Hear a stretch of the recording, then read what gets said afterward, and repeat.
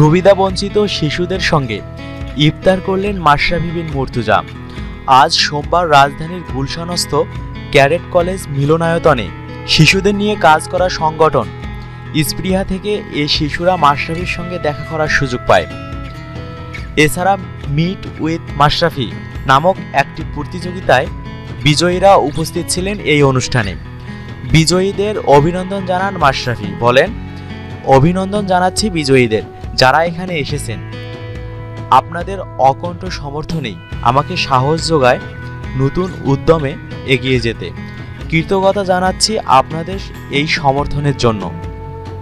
সুবিধাবঞ্চিত শিশুদের সাহায্যে বিত্তবানদের এগিয়ে আসার আহ্বান জানিয়েছেন বাংলাদেশ ওয়ানডে দলের অধিনায়ক, বলেন, আমাদের সমাজে প্রত্যেক বিত্তবান ব্যক্তির এগিয়ে আসা উচিত এসব সুবিধাবঞ্চিত মানুষের সাহায্যে।